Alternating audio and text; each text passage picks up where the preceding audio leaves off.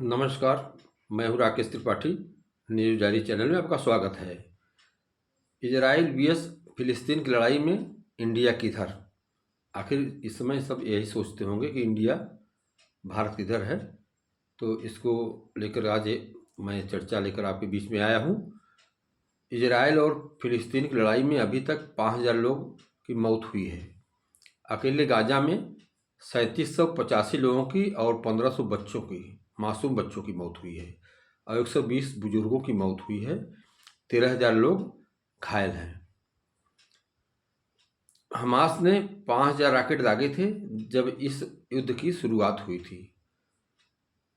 Israel की तरफ से यह पलटवार हुआ था और उसके बाद युद्ध में काफ़ी लोगों हताहत होने की खबरें रोज़ मिल रही हैं। लेकिन अब एक सवाल सभी के मन में आना चाहिए कि आखिर इंडिया अपना भारत किधर है? इजराइल की तरफ है कि फिलिस्तीन की तरफ है? कहाँ कहाँ पर खड़ा है? जबकि अमेरिका, ब्रिटेन, फ्रांस, जर्मनी आदि देश ऐसे देश हैं जो वो इजराइल के साथ खड़े हैं और मुस्लिम इस्लामिक देश फिलिस्तीन के साथ हैं। सवाल यह है कि इंडिया कहाँ पर है, किसके साथ खड़ा है? इंडिया का फिलिस्तीन के साथ और इजराइल के साथ क्या रिश्ते हैं, इस पर भी लोगों को सोचना चाहिए। अब यह जानने की कोशिश करनी चाहिए कि आखिर भारत का रुख कैसा है।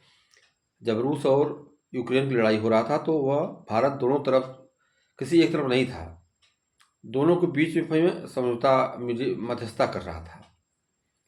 यह नहीं था कि नहीं एक तरफ खड़ा होकर के एक देश को नाराज करे। तो जब 5,000 रॉकेट दागने के बाद भारत के प्रधानमंत्री इजराइल के साथ संवेदना व्यक्त किया था तो लोगों ने समझा होगा कि भारत इजराइल के साथ हो गया है। लेकिन आज एक ट्वीट आया है फिलिस्तीन के राष्ट्रपति का और उन्होंने बताया कि भारत फिलिस्तीन के साथ संवेदनाएं व्यक्त करता है।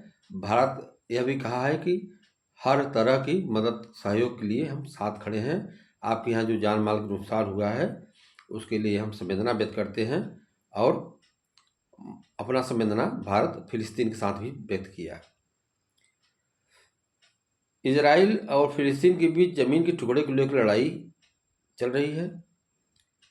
इजराइल का दावा है कि पहले हमास ने हमला किया, तब हम हमला किए हैं, तब हमारा लड़ाई शुरू हुआ है।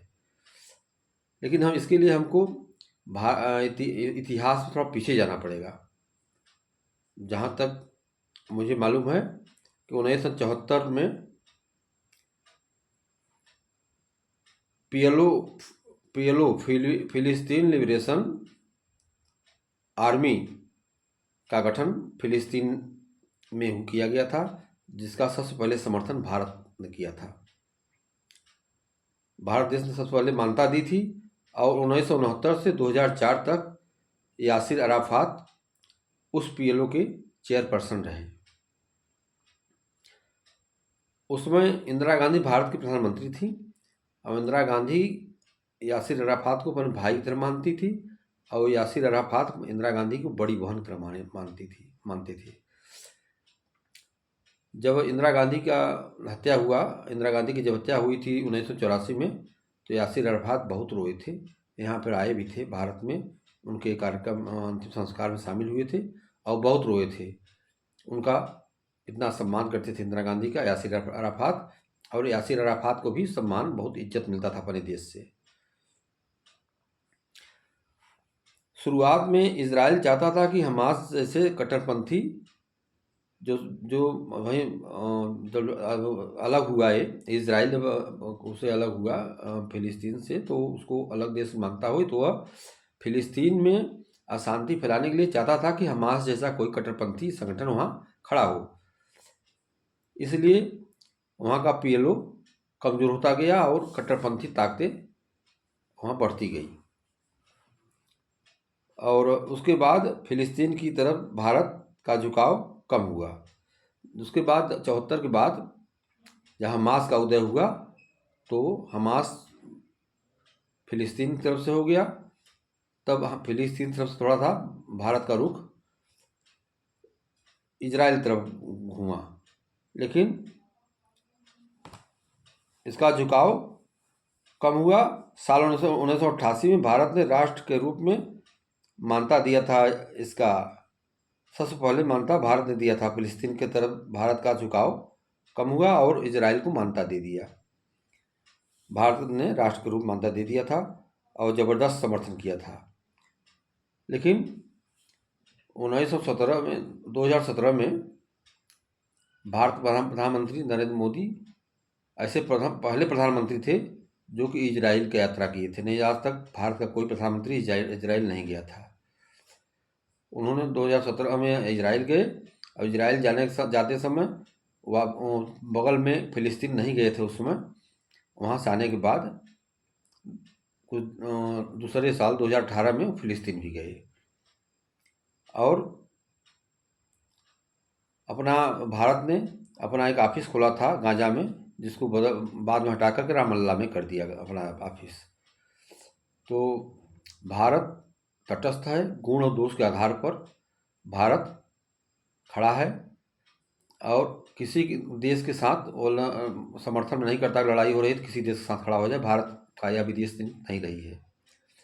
जब मोरारजी देसाई प्रधानमंत्री थे, जनता पार्टी सरकार थी, तो अटल बिहारी वाजपेयी उसमें विदेश मंत्री थे, उसमें सरकार में थे। उन्होंने भी यही कहा था कि भारत किसी एक तरफ नहीं रहेगा, गुण और दोष के आधार पर समर्थन करेगा।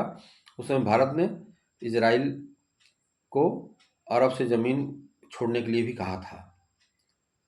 जो अटल बिहारी वाजपेयी भाजपा के सबसे बड़े वरिष्ठ नेता हैं और देश के प्रधानमंत्री रहे हैं, उनका भी रुख यही था।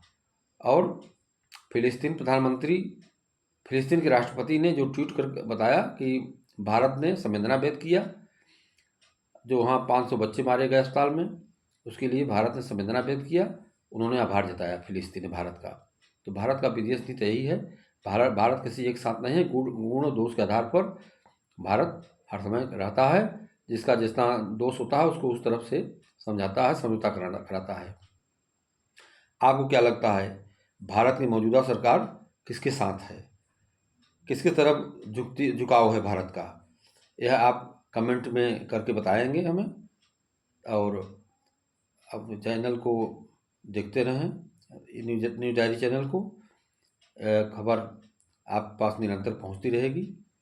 और अपना सुझाव कमेंट बॉक्स में दीजिए। नमस्कार।